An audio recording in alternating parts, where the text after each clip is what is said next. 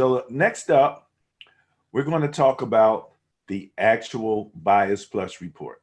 Again, Bias Plus report takes these numbers that we have for the Sterling Net Point Power Rankings. It takes the numbers, the net points, and the turnover differential, puts that information together to come up with a Bias Plus score. And the bias will favor the team with the greater of net points and or turnover differential. So that's how that basically works. It's a simple process. We try to keep it that way. But considering that we killed that we smashed the, what's that called in gambling again? Red. The spread.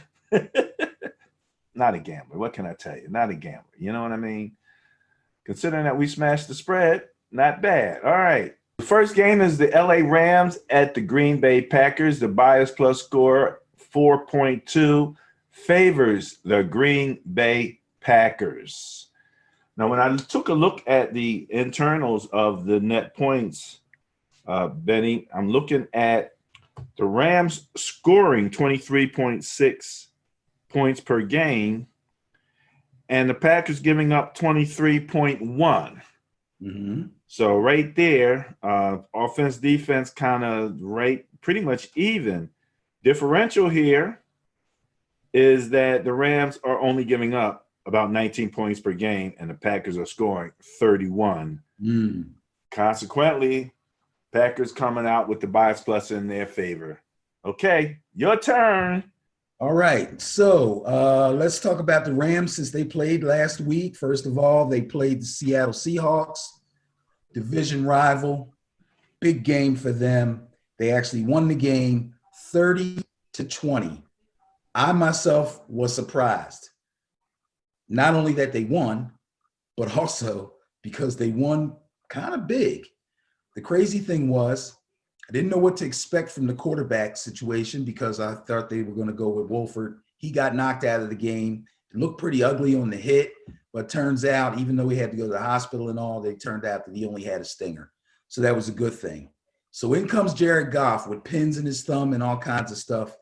He actually was suited up and was considered the emergency quarterback for this particular game. And an emergency arose, and he tried it on out there. He was 9 of 19. For 155 yards. He threw one touchdown. He came in the game, just second series of the game. So basically, he played the whole game. And those numbers don't look great. Cooper Kupp had a non-contact injury. Turns out it's bursitis. I think he ruptured a bursa sac, which is like a sac of fluid that you have like around your joints, like your ankles, your knees, and your elbows. So when he burst, when that burst, maybe that's where they got the word bursitis from. No, that's not right. Anyway, he's got bursitis. They think he's going to be okay for next week. But he had 4 catches for 78 yards. He was off to a really great start. Now, the reason that Jared Goff didn't have to worry about going to the air too much was because of Cam Akers. Again, rookie running back Cam Akers has taken over the backfield for the LA Rams. He ran the ball 28 times, 131 yards, and he scored a touchdown. He also ran for 45 yards on 2 catches. Stellar job, great job by Cam Akers. He's carrying that offense right now because Jared Goff still is not 100%, so they're going to really need him, and he came through for him. Matt Gay, their kicker, also kicked 3 field goals, a 40, a 39, and a 36. He's been real accurate coming down the stretch. I never talk about kickers, but it's the playoffs now, man. Every point counts. Defensively, they had 5 sacks on Russell Wilson. 5 sacks. I think Aaron Donald had 2. I think my man Floyd had 2. They also had a pick 6. So the defense played extremely well. They've earned, or they played up to expectations considering that they're first in points against. And I can't say anything more about the LA defense except for watch out, they're coming. Okay. Now, Aaron Rodgers, although the Packers didn't, play a game last week. I just dug back for some information on these guys because I'm still, I don't make up my mind who I'm going to pick until I go through all the information, give the information to you guys, and then I make a snap decision. It's not always snap, but I make a decision. So Aaron Rodgers, first of all, beat out Mahomes and anybody else you want to mention for first team all-pro quarterback. Boom, how about that? That makes him the number one contender for MVP this year. He's thrown for 3 or more touchdowns 12 times. He played all 17 games. He's done it 12 times, 3 or more touchdowns. Aaron Jones, number one running back, missed 2 games this season because of injury and finished 4th in rushing yardage, total rushing yardage, behind only Derrick Henry, Dalvin Cook, and Jonathan Taylor. And Jonathan Taylor came on late, but, second half of the season, he was great. But they're not playing, so we're not going to talk about him no more. 90-plus yards, 4 of his last 6 games. Aaron Jones is a big-time threat. The biggest threat on that team, though, is Davante Adams, another first-team All-Pro. He scored touchdowns in 10 of his last 11 games. He's got 115 receptions this year, which leads the league, and 18 touchdowns, which I believe leads the league also. I have to double check that, but I'm pretty sure 18 touchdowns for wide receivers, number one this season. I thought that would be going to Diggs with the Bills. I think Diggs had about 15 touchdowns. Wow. It was close. That's why I said I wasn't 100% sure. I was rushing and I didn't look at Diggs' numbers, but I believe Diggs had 15 total touchdowns through the air. He might have had a couple, he might have ran a reverse or something. I don't know. But Davante had 18. So those are Rodgers' 2 best playmakers. Defensively, boy, I'll tell you, it's hard to brag on the Packers defense. I've seen them play really well. I've seen them play poorly. Their main weakness is against the run. They are playing the Rams this week, and the Rams do have Cam Akers, who's firing on all cylinders at the moment. He could be a problem for them. Their best chance is to get out, get a lead, and try to take the run game away and put the pressure on Jared Goff to come back and beat him. If the Rams get off to a good start, Akers has a good day, and Goff isn't hampered by his thumb. Ooh, boy, I don't know. This could be a tough one, but I'm going to go with the bias, and I'm going to pick the Packers. Okay, going with the bias, picking the Packers. Yeah, when I watched the game last night with the Rams, a couple things popped out. And first thing is, if your backup quarterback is considered your emergency quarterback, and he's coming off of an injury, although I realize that Wolford is a pretty good runner, I don't know if I would have had many design runs for him. I think I would have avoided those plays. That's what he got hurt on the design run. And it was so early, and I'm like, why? I mean, he was pretty good at getting out of the pocket if he needed to and making something happen. And I was just surprised that, that they did that. It worked out well for him, so that was one. And the other thing was, this was the second week where you had a quarterback, come in and play a little hero ball. I mean, before that, it was Lamar coming out of either the bathroom or whatever it was he was in. Whatever it was. That's one of those we will never know for sure stories. Well, the only thing with that is they really did not want Goff to play. That's why they didn't say he was the backup. They said he is the emergency quarterback. Now, obviously, he's a backup. I think they do have somebody else on their roster, but it's the playoffs, man. It's win or go home.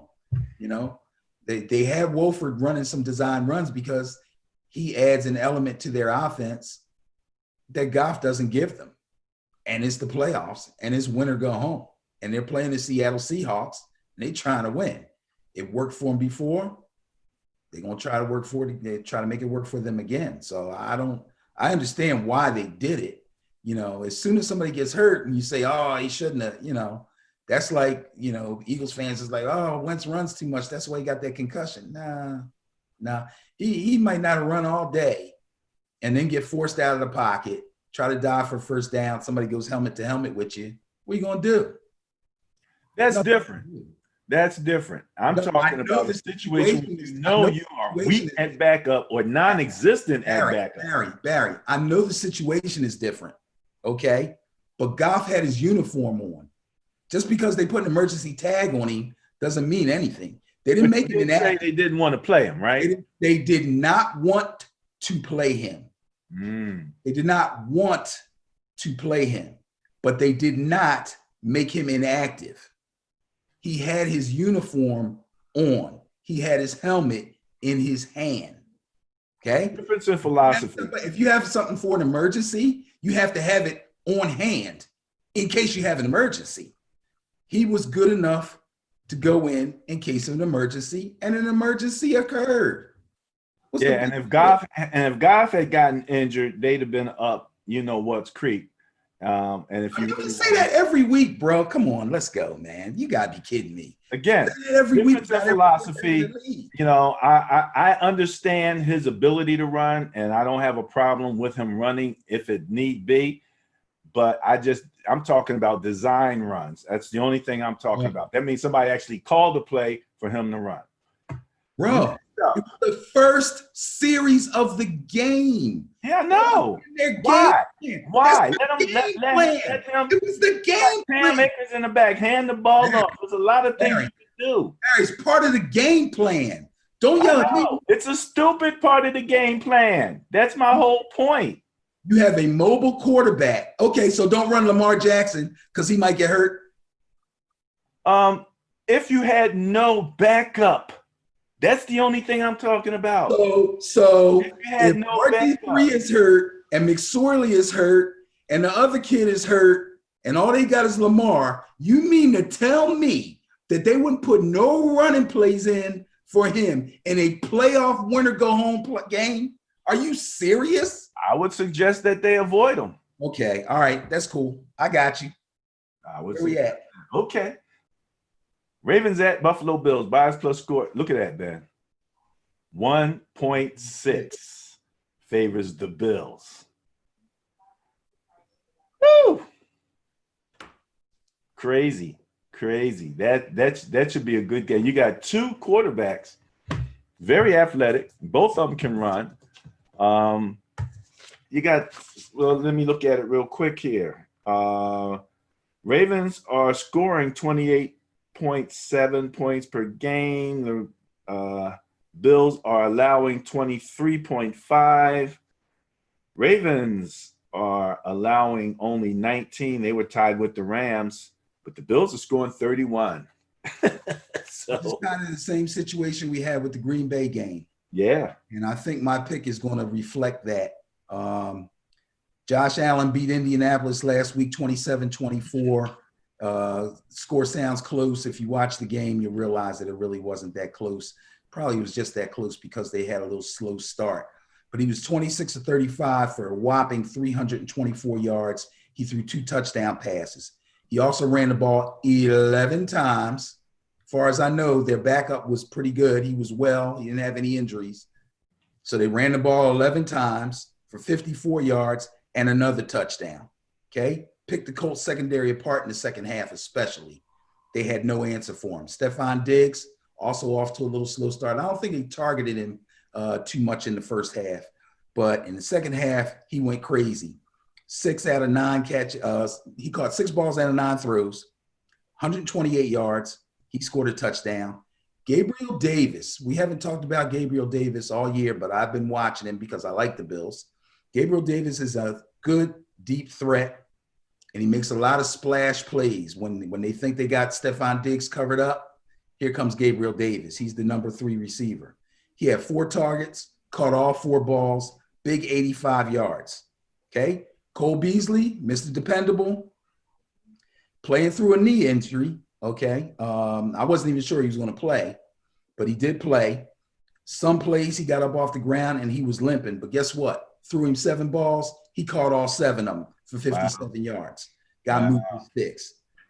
devastating 1, 2, 3 punch, very diverse receiver core.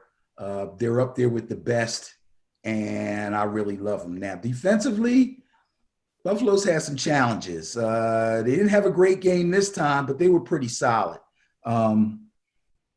They held Jonathan Taylor pretty much in check. He did get 78 yards on the ground on 21 carries, which is pretty good. It's not great, but it's pretty good for 21 carries. But that comes out to 3.7 yards per carry.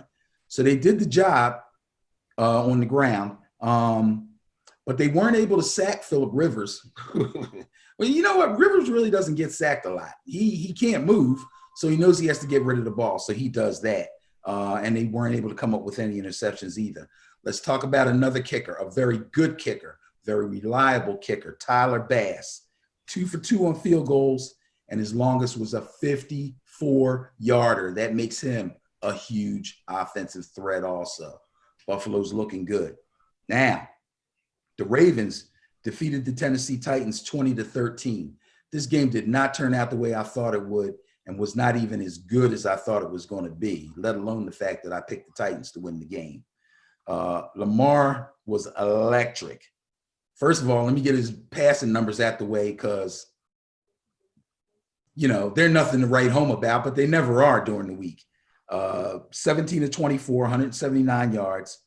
Didn't throw any touchdowns this week. Now, the week before, he had less than 200 yards passing, but he threw for 2 touchdowns. This time, he didn't throw for any, and he did get picked off once early in the game. He did, however, run the ball 16 times for a gigantic 136 yards, and he broke off a 48-yarder that he ran in for a touchdown.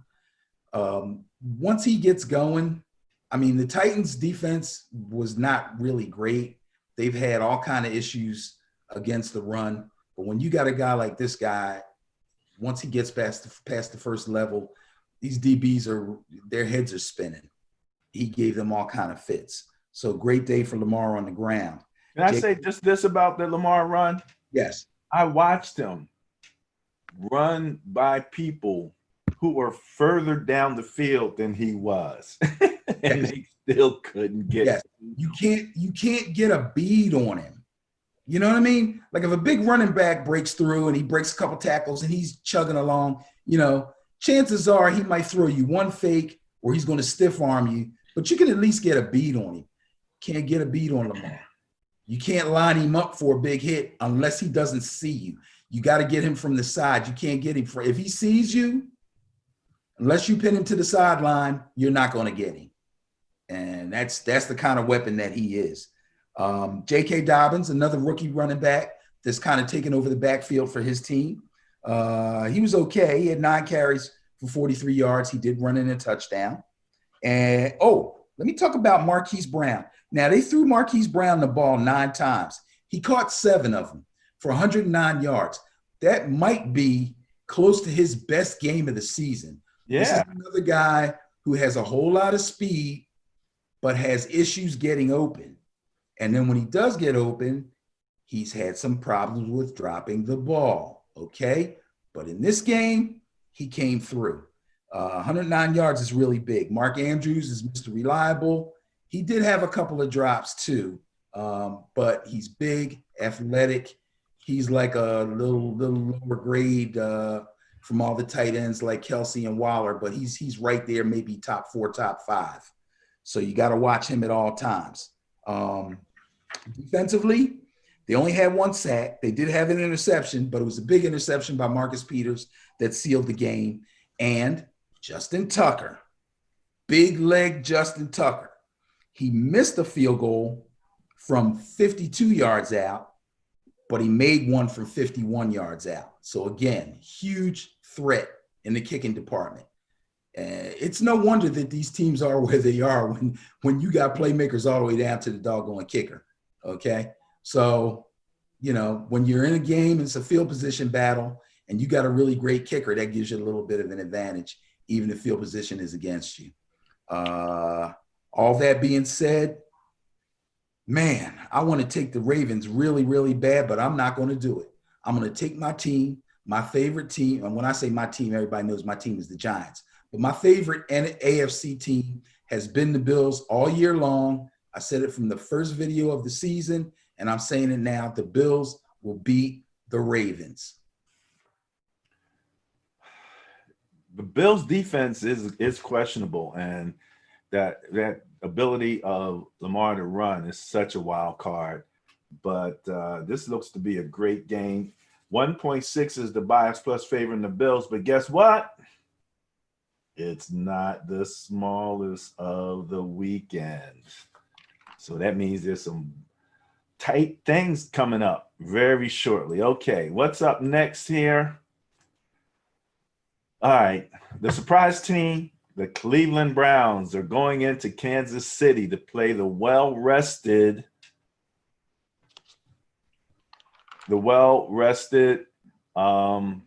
Kansas City Chiefs with the coach who does probably better than any coach in history coming off of a extra week off, a bye week. Andy Reid is known for winning those. Andy. Bye week Andy. Bye week Andy, man. You got to give it to him. So the bias plus score is 6.7 again times what, 16 to 17 games. That would be a big number. Favors the Kansas City Chiefs. Our Cleveland Browns, the Cleveland Browns came in at net 0.0. So they definitely were not going to be ahead of the Kansas City Chiefs, but that's better than what they were last week, where they were minus 11 and they still won the game. But the bias says it's about the Chiefs this week. Who you got?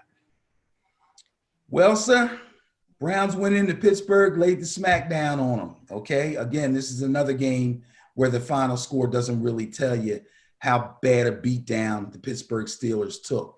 Baker Mayfield was 21-34, 263 yards. He scored 3 touchdowns. So it wasn't a whole lot of bombs, but he was very accurate. He was extremely mobile. He really did a great job, a job that a year or two ago, no one would believe he would ever be able to do in this league. So kudos to Baker Mayfield. This is the Browns' first postseason win since 1995. It is their first postseason road win in 52 years. Holy mackerel. Well, people in Cleveland are extremely excited. Now, and the halftime lead was 35-10. So when I'm telling you, it was a beatdown, it was a beatdown. Pittsburgh made it interesting in the second half, but when you're coming from behind like that, it's crazy. Now, when you talk about the Cleveland Browns, you have to talk about the run game. 2 number 1 backs. They don't have a number 1 and a number 2. They got 2 number 1 backs. Nick Chubb, 18 carries, 76 yards. He didn't find the end zone, but he had some bruising runs. Where he did his real damage was, crazy as this might sound, is he had 4 catches and ripped off 69 yards on those 4 catches and did score on one of them. I think it was like a 40-yarder. Real nice run. Nick Chubb is no joke. And the tackling was atrocious. I mean, they just were running through some of those Steelers, man. Steelers defense looked horrible, but it was a sign of things to come. At least 4 weeks ago, minimum, you could see that they were starting to weaken, that teams were starting to really bang on them. And it's just, I mean, I saw it coming. So, I picked the Browns to win. I saw it coming, and it turned out that way. Steelers defense did not end up the season the way they started it.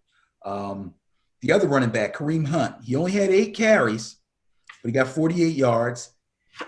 And they were 48 of the baddest runs you ever want to see, okay? He scored 2 touchdowns, right?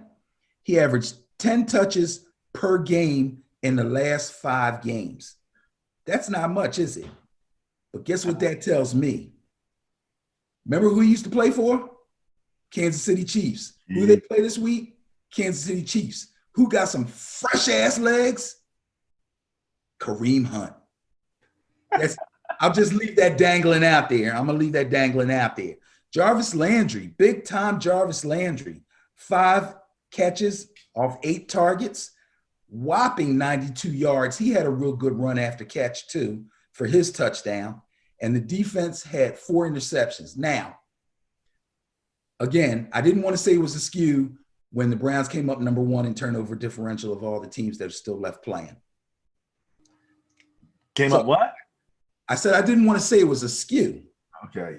You said they had 4 interceptions last week against Big Ben. Okay. Oh, and turnover differential. Right. Yeah. So I just want to qualify it, okay? Roethlisberger did throw 4 touchdown passes, but he threw 68 total passes. Oh, my goodness.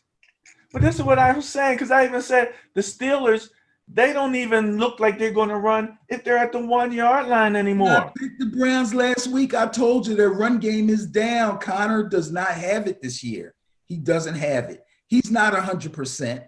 And Benny Snell is just not good enough. It's just not good enough. I can't believe Connor's 100%. He can't be, because I've seen him run so much better, okay? But that being said, their run game is down. It's been down for the last few weeks. And I saw this coming. Plus, besides, you can't run the ball when you're down 35-10 in the first half.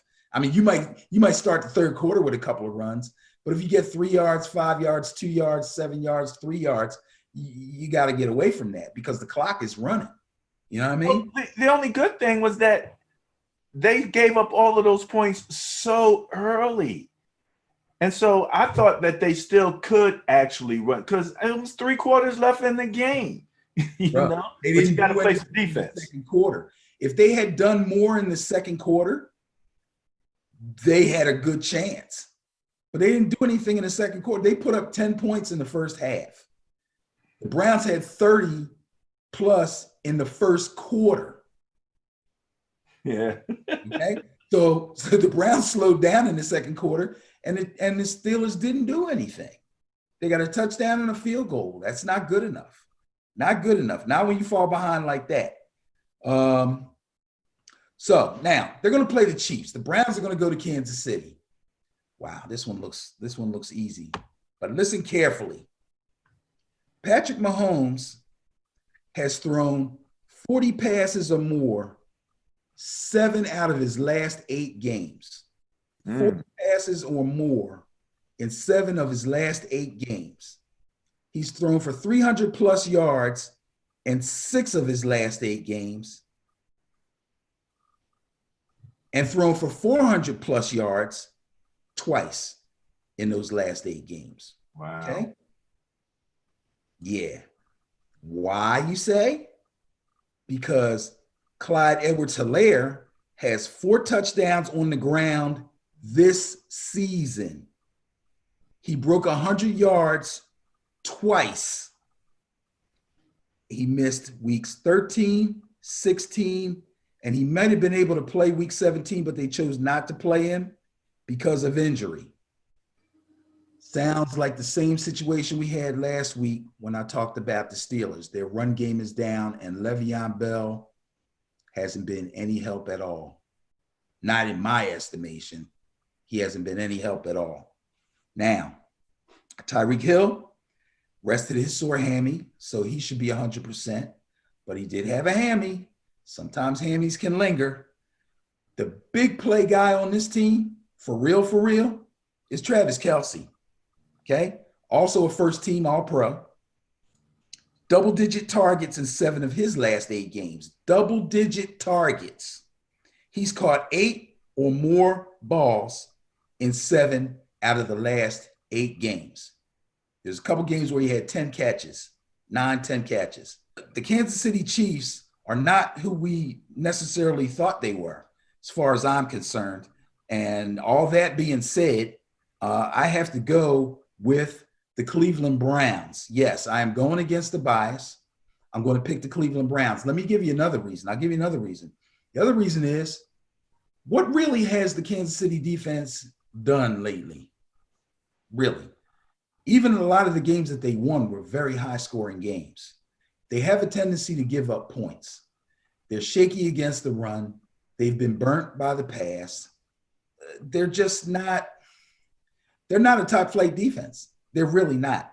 Their defense thrives off of Patrick Mahomes making things happen offensively. Big plays, splash plays, grabbing the momentum. You know what I mean? That's what their defense feeds off of.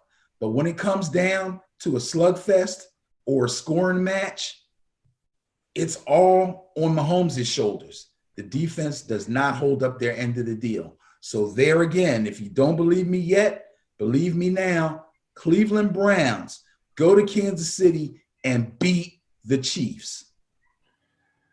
Off the reservation once again, are you? Eh? Yes.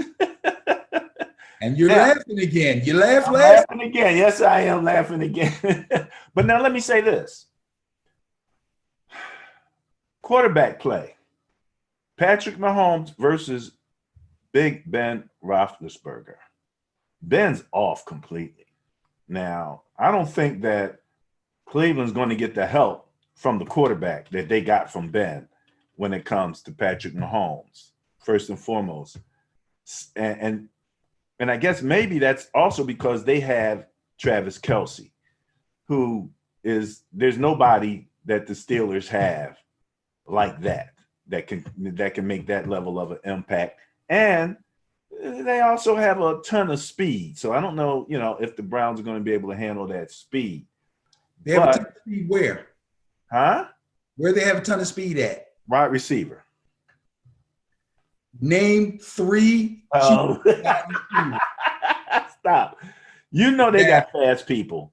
They're known for having fast. Who's their number one receiver? Tyreek Hill. Is he like the fastest guy in the league or not? Maybe behind Mostert, maybe. There might be a couple of guys that are up there with him, maybe. Right. So maybe they don't have a ton of really fast guys, but they have at least one really fast guy. No, they do have fast guys. McCole Hardman is real fast. If he catches more than 3 passes, I'll be shocked. Sammy Watkins, if he doesn't trip getting out of the shower, might get 5 targets and catch 2 of them. I'm not worried about those dudes, man. The problem for Kansas City is going to be stopping the run and running the ball themselves. If they can't stop the run and Baker can put a couple touchdowns on the board through the air or with Chubb or with Hunt, who is already going on the record as saying that this game is personal to him, okay? And it's all up to Patrick Mahomes to bring them back. It's going to be a problem. It's a small bias, no doubt that this is in it. Right. As far as I'm concerned, Kareem Hunt is the closest thing to Alvin Kamara out there. Those two guys, that skill set is so similar and so scary, that you really have to give them a lot of credit. How are we injury-wise relative to, because, you got the COVID scenario that affected the Browns at one point, and the Chiefs seem to be healthy. I haven't heard anything. As far as I know, the Chiefs are healthy, unless they've had some long-term injury with somebody that may be still out, but I can't really think of anybody. Sammy Watkins is hurt all the doggone time, but he hasn't played in weeks, so he should be okay. And like I said, Tyreek Hill's got a little hammy, but he should be okay. He's actually played through it a couple of times, so he should be all right. Now the Browns, a couple weeks off, right? Yes. Now the Browns actually were missing 2 starting offensive linemen. And, did you hear the funny story? They brought in a lineman from I don't even know if this guy was on their practice squad. I think they got him off the street. I'm not 100% sure where they got him from. Baker met him in the locker room while they're getting dressed for the game. Did hear that. The guy that was the backup for the starter that was hurt got hurt, and this dude went in the game. And they still ran the ball at will. Let's go. All right. You going with the Browns. I'm not going to laugh at you. I'm just going to snicker lightly. Nah, you already did. It's too late. You already did. Tampa Bay Buccaneers Going in to visit the New Orleans Saints, Benny, .7 is the bias plus score favoring the Saints, and it is the smallest bias plus score of the weekend. Wow. So you look at a .7 and you figure, wow, this is the closest game of the weekend. These teams are very well matched up, almost equal. So I don't know about that. Let's take a look. Bucks go into Washington and beat the Washington football team 31-23. Tom Brady, 22 of 40, not his best day, but he did throw for 381 yards and did throw for 2 touchdowns. That's pretty classic Tom Brady day. You know, he might have missed short a couple of times, but when he needed to go big, he was able to go big.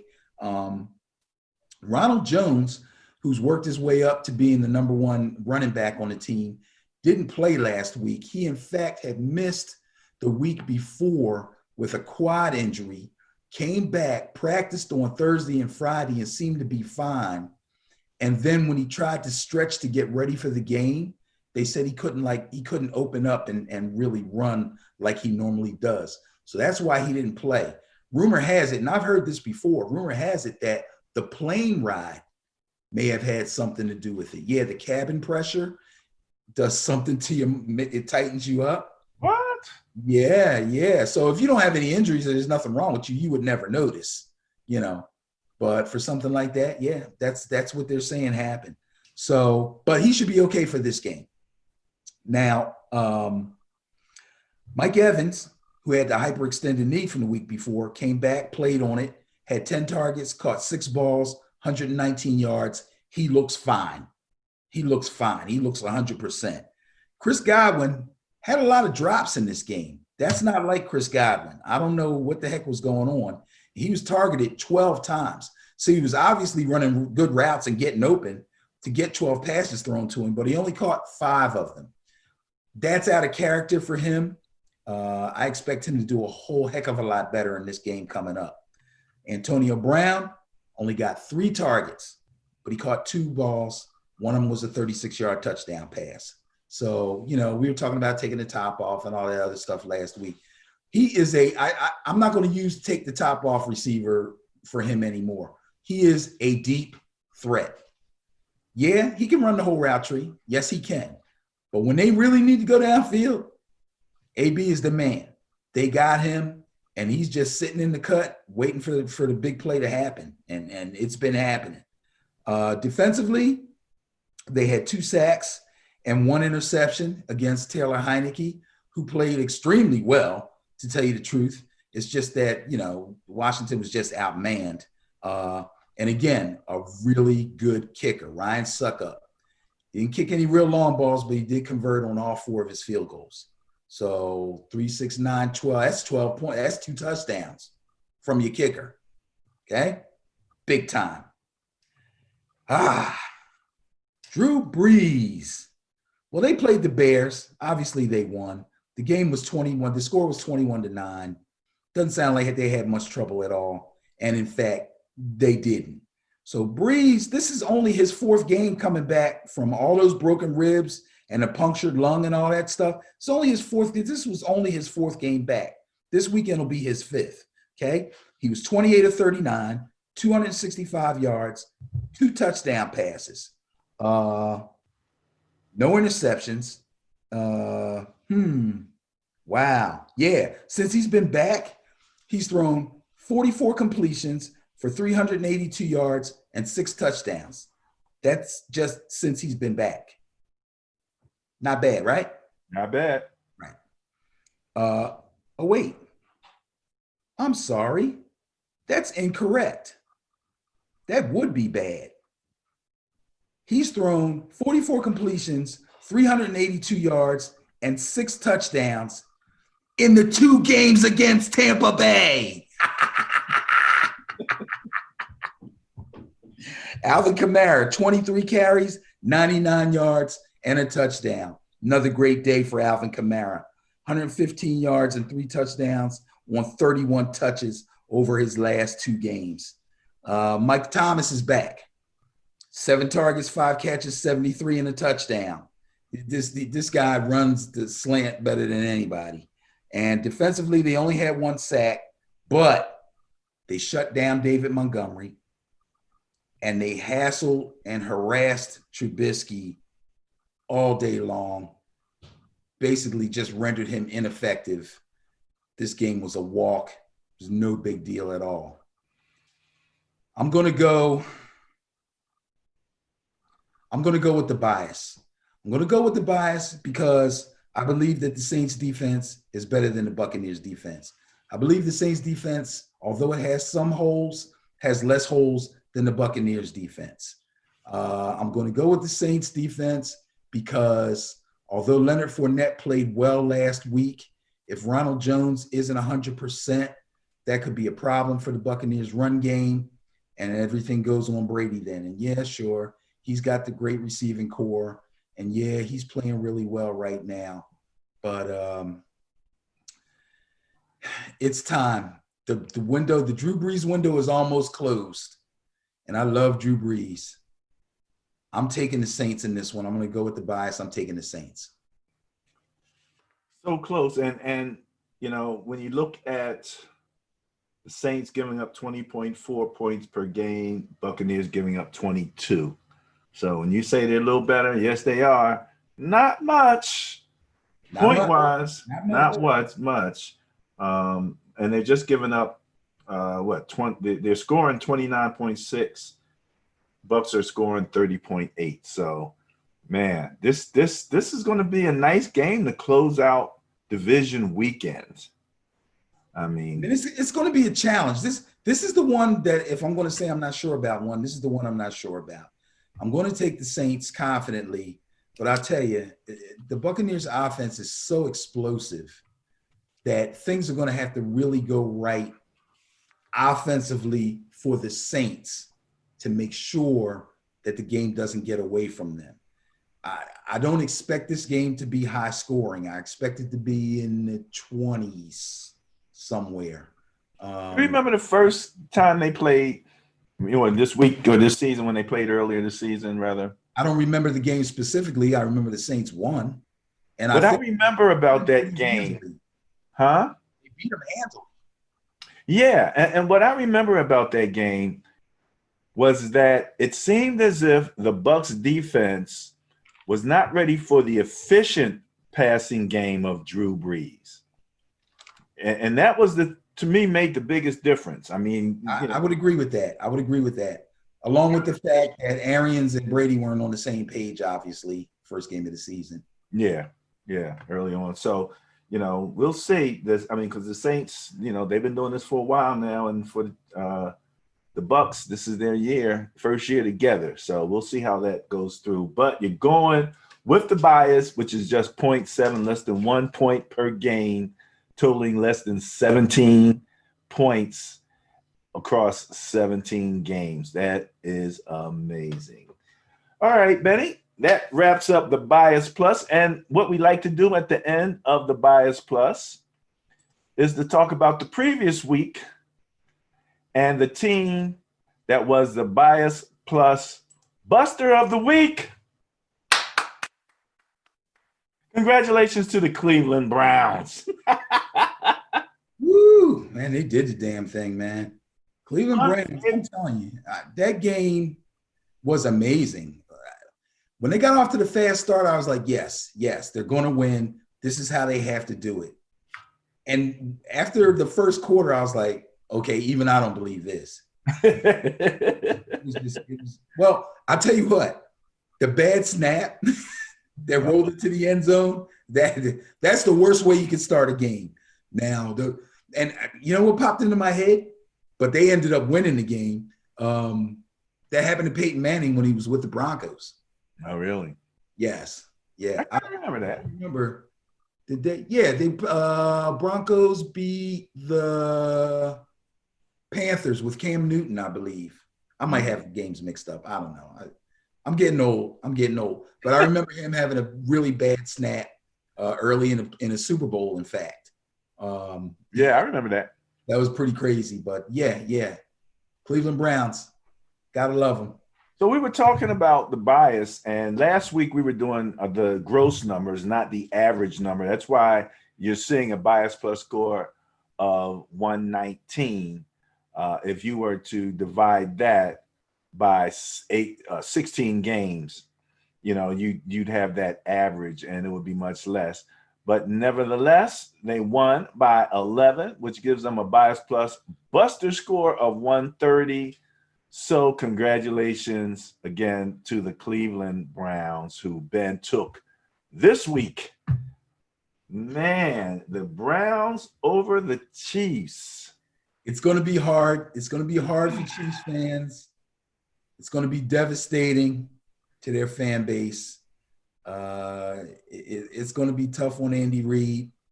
But, I mean, come on, man. Who When's the last time somebody went back-to-back Super Bowls? In fact, when's the last time somebody went back-to-back just getting to the Super Bowl? Yeah, for sure. I mean, I always remind people because, my beloved Niners have 5 Super Bowls. The Steelers have 6. The Patriots have 6. But we're at what is the Super Bowl coming up? What, 50 what? I think it's 52. So out of 52, if you have 6, you lead the league. That just shows you how hard it is to win a Super Bowl. Absolutely. And the Patriots, didn't the Patriots lose 3 Super Bowls? Oh yeah, they've had their share of losses. That's for sure. They've been there 9 times. That's for sure. I did a Sterling net point ranking on Super Bowl games, all of the Super Bowl games, and who netted out best for net points winning in the Super Bowl. And it's my Niners, believe it or not. You think about the games that they played, the Super Bowls they played, they had blowouts. And not many Super Bowls wound up in blowouts. A lot of them are field goals and things like that. So Niners are in first place relative to net points in Super Bowls. All right. Well, that wraps up the Bias Plus and the Bias Plus Buster portion of the show.